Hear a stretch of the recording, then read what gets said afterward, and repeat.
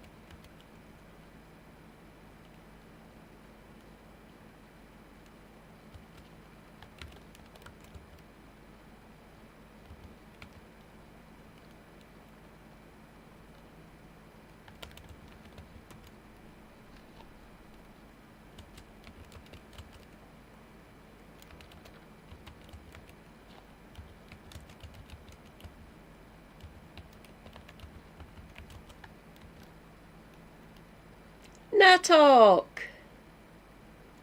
Hi, Natok.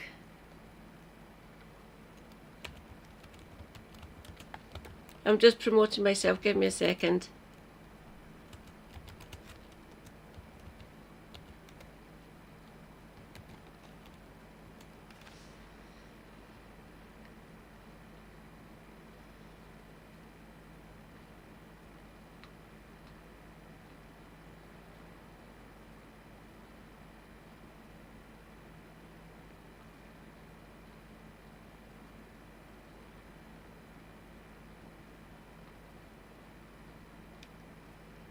Yes, you are first.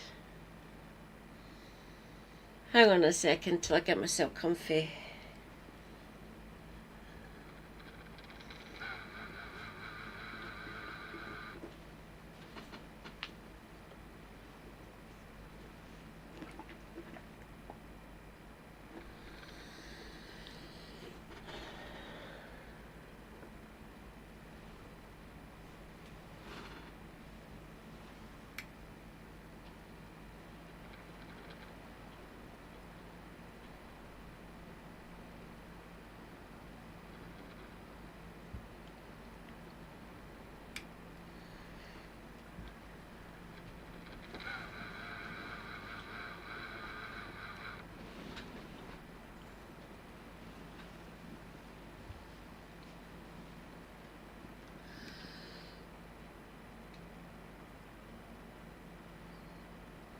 Let's check.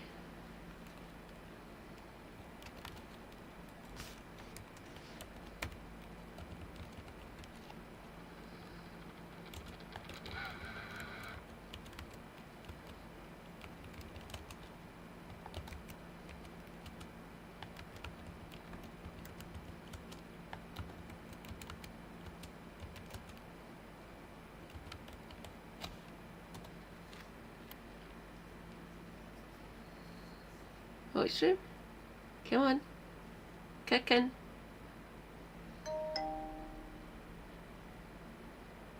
Right,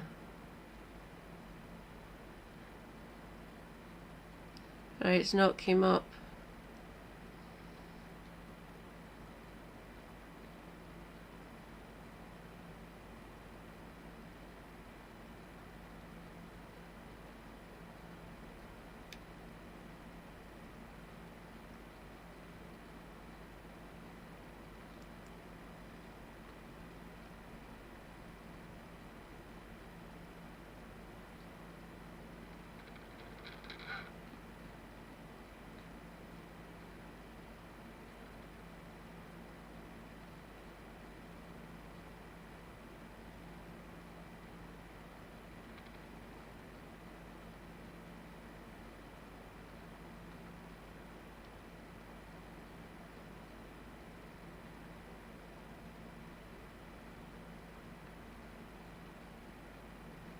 Huh.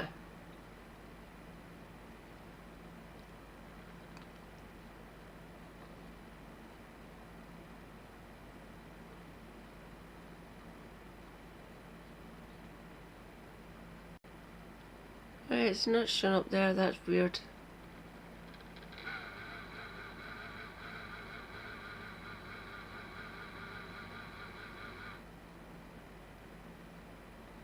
In my channel.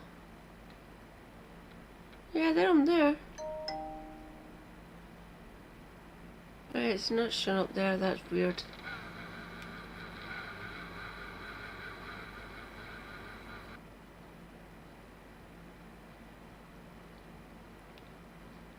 Hello.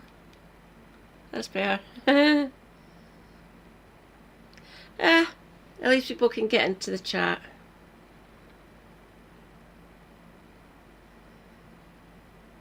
I'll give it a few more minutes.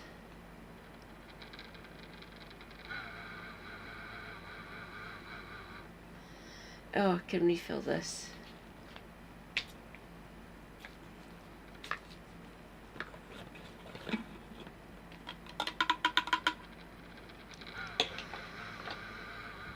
I'm going to need the refreshment for this one.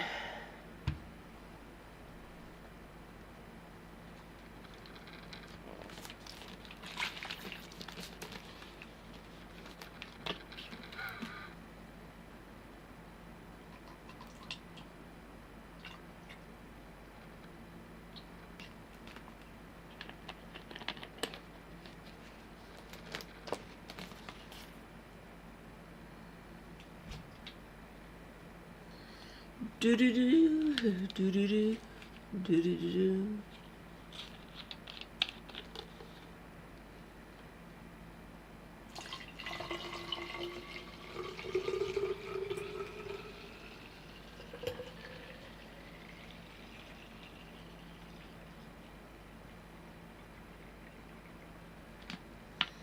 There we go.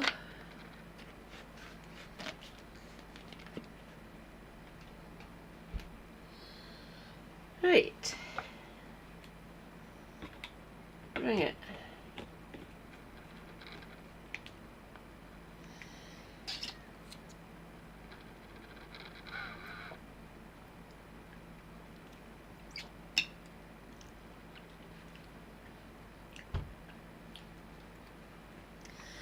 Ah!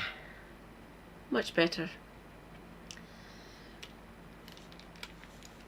Ow, stupid wheel in my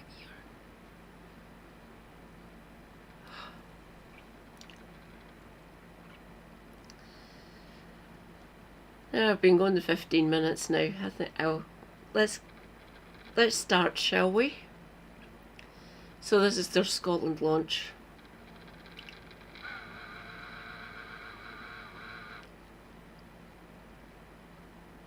Hopefully they're fucked. Reform UK suspends Scottish candidate less than a day after announcing him. Stuart Niven found to have diverted COVID grants to personal account as party faces criticism for candidate's Islamophobic remarks.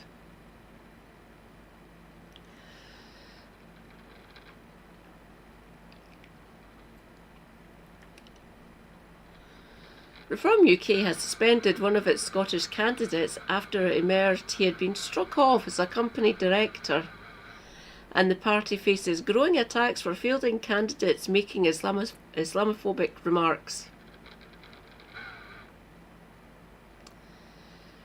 Reform confirmed on Friday morning it had suspended Stuart Niven as candidate for Dundee City West, SNP by the way, after the Herald revealed he had been struck off after diverting tens of thousands of pounds of COVID grants into his personal account.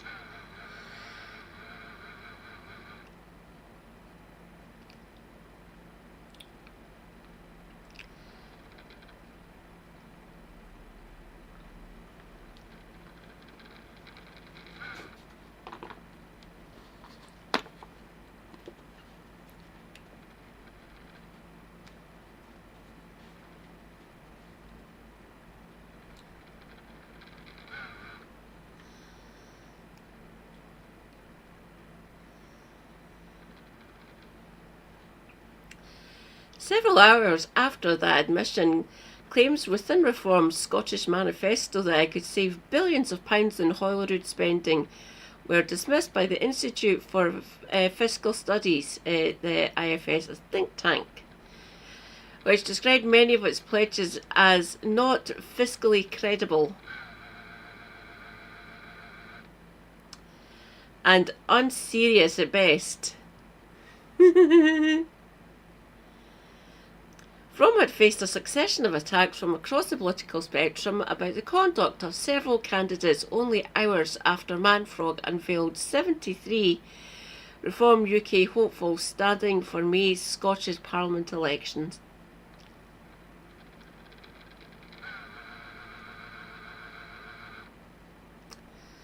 Anna Sarwar, puppet, the Scottish Labour leader, said the disclosures in several newspapers about their divisive tweets raised challenging questions about the party's screening process. They don't have one. Which Manfrog earlier this year claimed was now far more rigorous than before. Citation needed.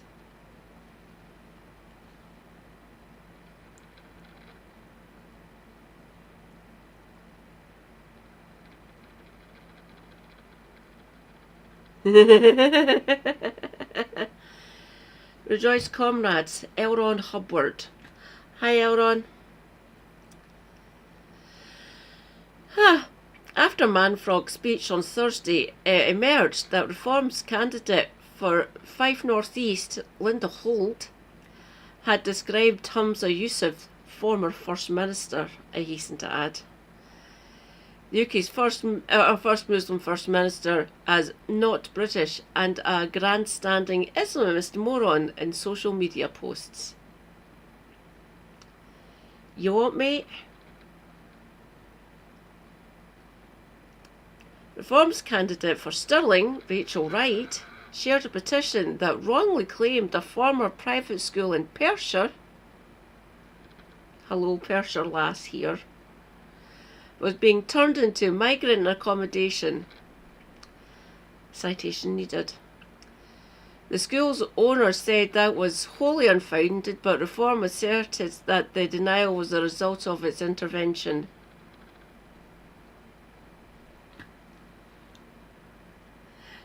Sly Loris, rejoice, comrades.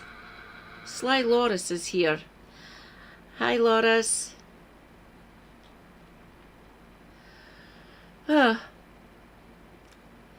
Meanwhile, Singer Beresford is candidate for Galloway in West Dumfries, down south of me, endorsed social media post by Toy 10 Names, or Tel Aviv Tommy if you wish as well, and Britain First, including tweets calling for mass deportation and a ban on the burqa.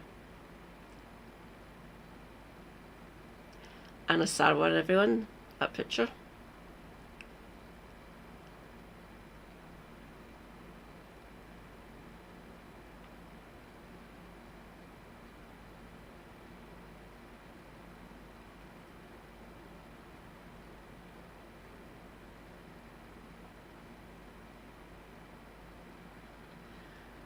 Oh. Sauer described Malcolm Offord, a Reform Scottish leader, as spineless for defending their remarks. Offord said they may have been intemperate but were real and made before they became party candidates. That's what due diligence is meant to do, to weed out these fuckers so you don't bring your party into disrepute. He told BBC Radio Scotland those candidates' remarks had come up in Reform screening processes, which required applicants to give full disclosure.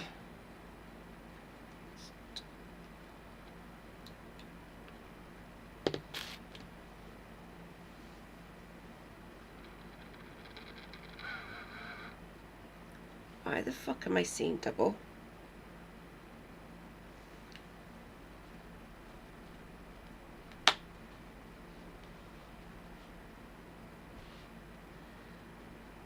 Give me a second, everyone.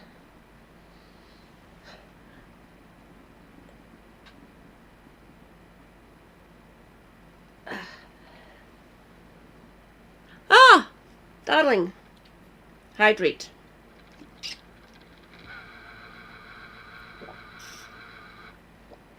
Thank you for the hydrate. Boom. Right. That's better.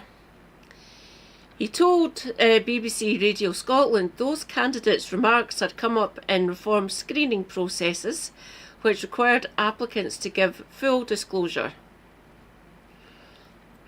He added, "We have brought in a whole range of candidates, 80% of whom are not politicians." Ain't that the truth? They are real people with real lives who said real things in a past life. And what we got is a situation where in all our lives in the past we've made comments that might sometimes be intemperate.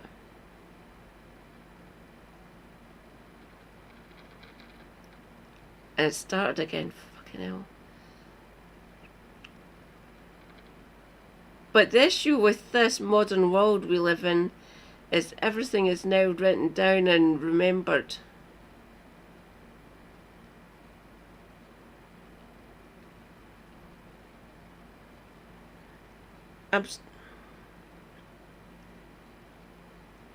I'm literally seeing double here. What the fuck is going on?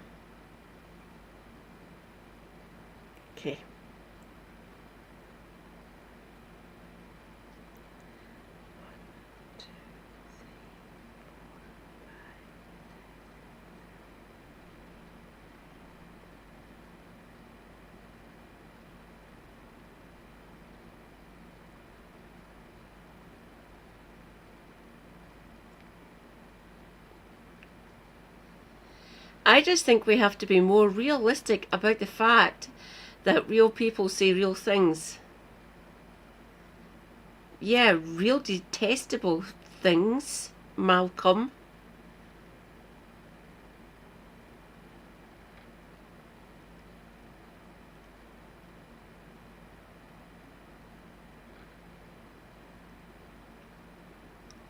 In January, Manfrog was pressed by The Guardian on whether Reform's vetting was robust enough in the wake of the conviction of Nathan Gill, his former UKIP ally and Welsh Reform leader, for accepting Russian bribes.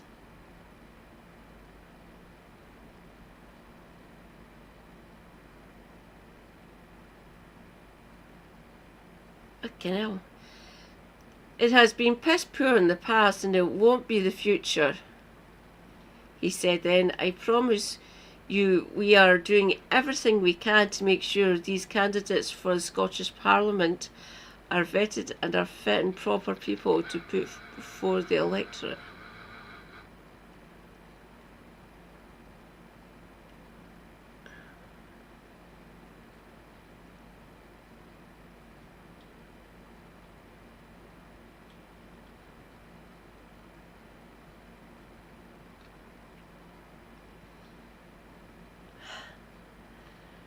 Fucking hell. Sarwar said on Friday, Reform is treating Scots with contempt by asking them to vote for this hopeless gaggle of Tory rejects and oddballs. And I have no doubt Scotland will send them packing. I hate to agree with Anas, but yeah, he's got a point. The pilot offered has only suspended one candidate and effectively given the green light to the fringe.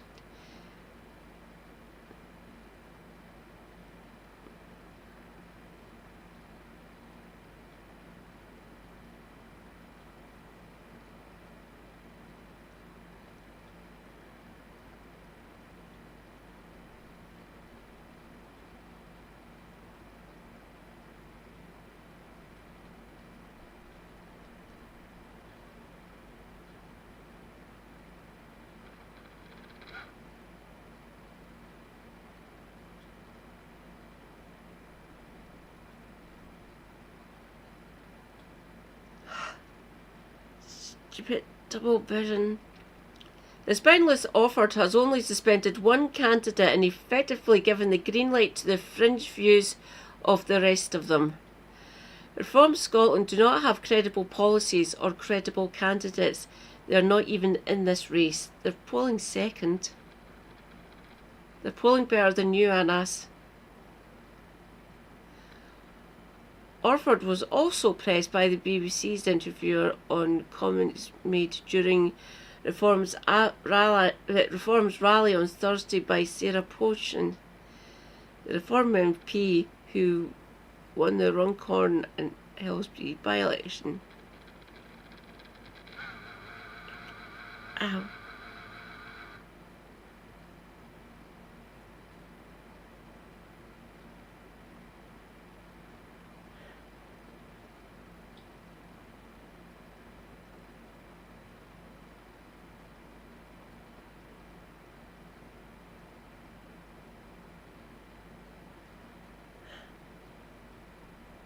Oh, this is getting out of hand. Oh.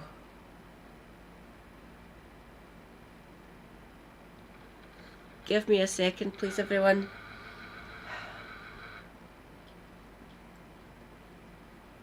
Oh.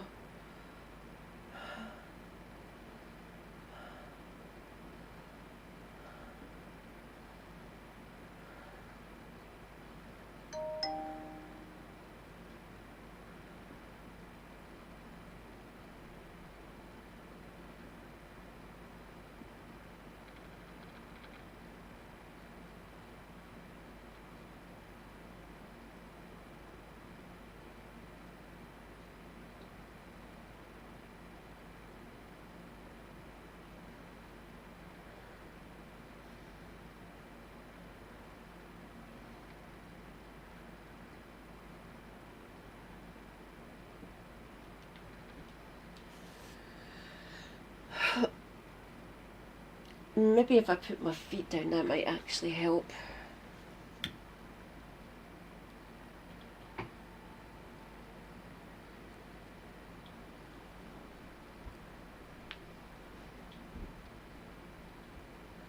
Ah, come back, slipper. There we go. There, feet on ground.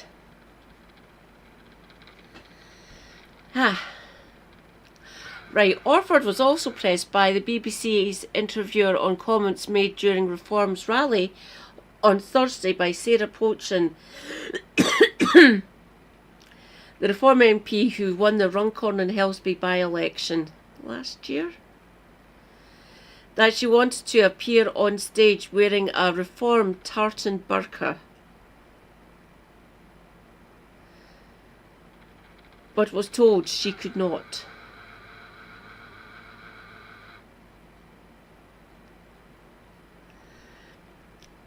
Asked about criticisms from John Swinney, the First Minister, that those remarks were racist, Orford said they were perfectly harmless. Humour. I just don't think the public are interested in this definition of racism.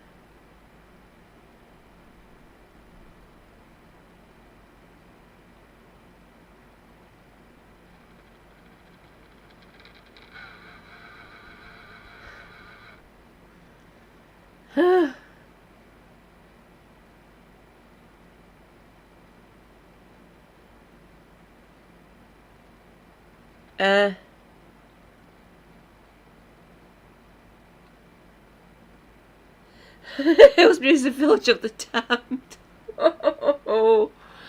Regarding Reform's manifesto pledges, David Phillips, the IFS's devolved finance specialist, said the party had confused day-to-day spending with capital spending and failed to understand how Scotland's finances worked when it promised to fund a £2.3 billion tax cut by cutting costs. The self-funding tax cuts are a mirage created by misunderstanding or misrepresentation of the current devolution settlement and incorrectly comparing cumulative and annual figures. Phillips said, "This is not good enough."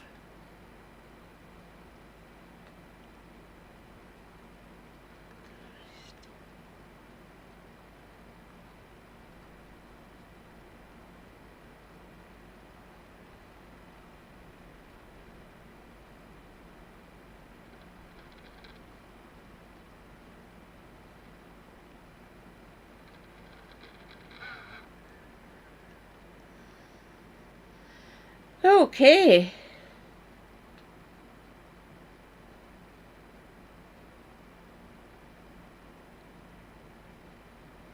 Am I going to have to cut this short? I'm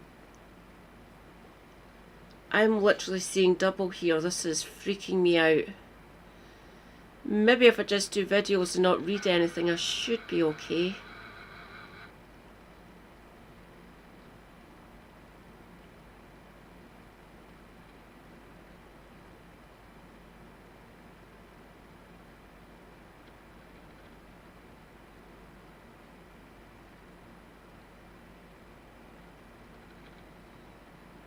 We move to the open debate, and I call Nicola Sturgeon.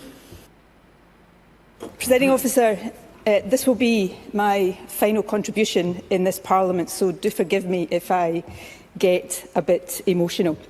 It does feel fitting, fated even, that I am making this final speech on an issue as close to my heart as the promise is and always will be.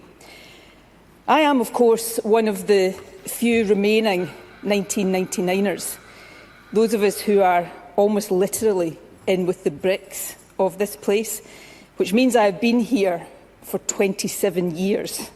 That is almost exactly half my life.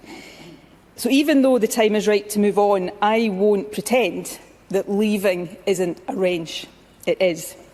I want today to say a heartfelt thank you to those whose support has meant so much, to MSP colleagues, past and present, to the staff who work so hard behind the scenes here, from catering to cleaning and security, the mailroom and IT, clerks and the official report. You truly are the unsung heroes of this place. To my own staff who have worked with me here and in the constituency. And of course to my constituents in Glasgow South Side, the best constituency in the country, bar none. Thank you for the incredible honour. Citation needed, Nicola.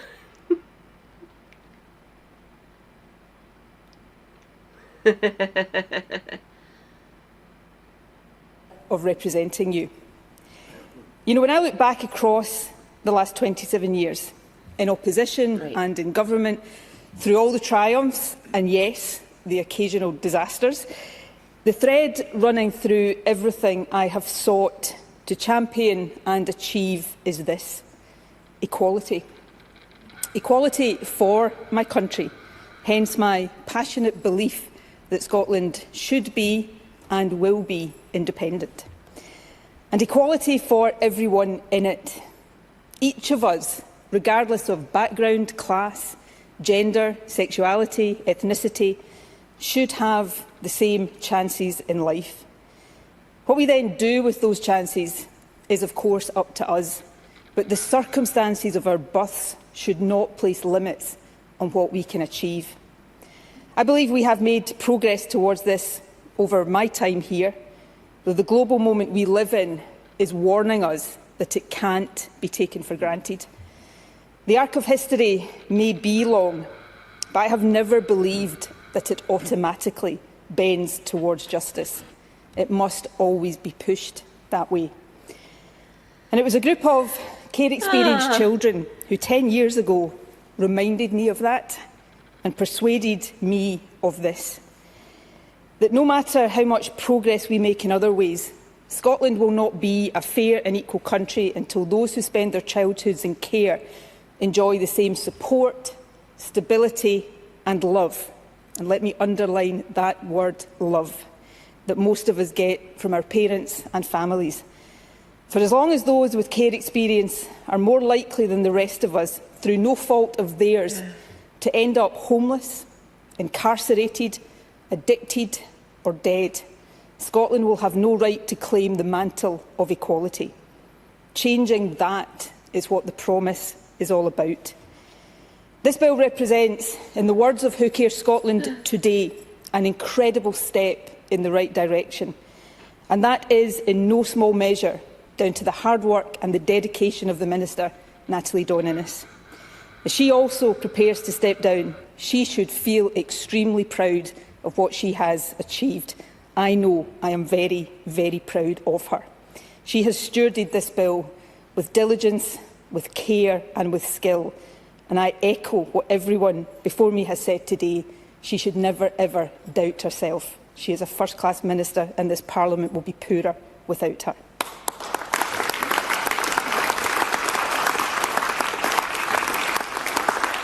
Presiding Officer, the promise must be kept by 2030, and I believe it can be. But it will require a monumental effort from the next government and the next Parliament. Commitment, courage, investment and a ruthless determination to put the lives of children ahead of the established practices of the systems they rely on. I may have been the First Minister who made the promise, but let me say this: the real place in history will belong to the First Minister who keeps the promise. I hope with all my heart that will be my friend John Swinney. But whoever it is, do not fail these children. If you pick up this baton and run towards the finish line with every ounce of your energy, you will hear me cheering you on. But if you don't, be in no doubt, you will definitely hear from me then. Presiding Officer, I do have an eye on the clock, but I hope you might indulge me for just a moment longer. Over my years here, I have seen politics and political discourse change almost beyond recognition, and not always for the better. This is true globally, but Scotland is not immune. And yes, I know that I bear my share of responsibility. This session of Parliament has been the most fractious, and divided that I have served in. But the last couple of weeks have reminded us, through our consideration of the assisted dying legislation and now this bill, that it doesn't have to be that way. So let me offer some parting thoughts. And since I haven't always lived by these principles, I should probably frame it as advice to my younger self rather than to those who will come after me. But either way, here it is. Make friends in other parties. Opponents need not be enemies. And on that note, can I thank one of my good friends from another party, Ross Greer, who has given up some of his speaking time for me here today. So reach across the aisle. That's nice of him. And no matter the depth of your loyalty to your own political tribe, don't forget to think for yourself. Keep a sense of perspective. You know, if everything is a scandal or an outrage, nothing is. And then those who deserve to be held to account, they get off scot-free. Even when trying to bring your opponent down in debate, elevate this institution. This Parliament was hard fought for, and it will outlive all of us.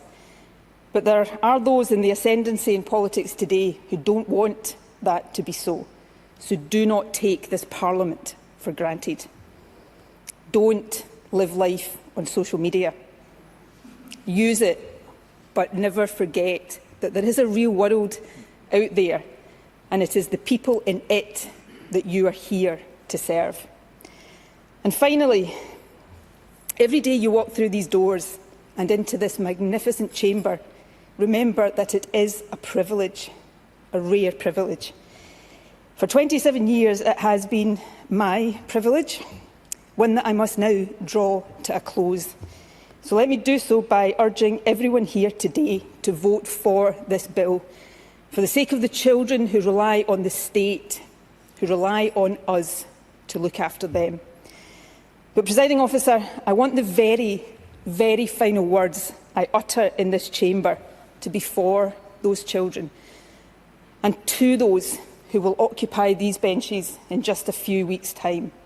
And these words are simply this: keep the promise.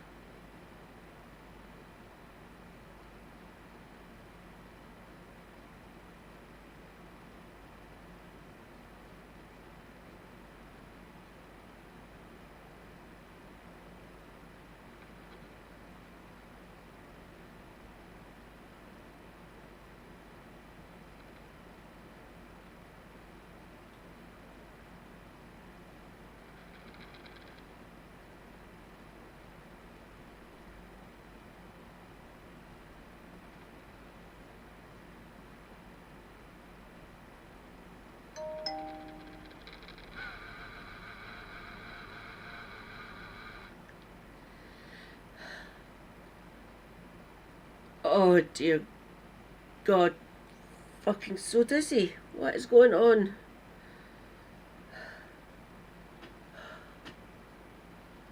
I am so sorry, comrades, I really am. I'm seeing double here, this is not good.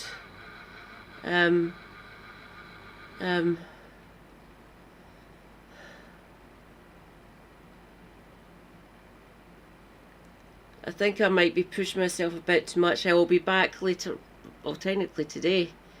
I'll be back with Andy Luke. It's going to be fun. We'll be streaming at 10 PM-ish. I'll not bother reading out because I'm just going to go straight to bed to see if that helps. This is not good at all. Fucking hell. I am so sorry. I'll keep you updated on what this is and why the fuck I feel like this. Thank you for understanding, and I'll catch you all later. Stay hydrated. Self-care is good care. Take your meds if you need to take any. Stay based. Free Palestine. And laugh at Reform for being odious bastards.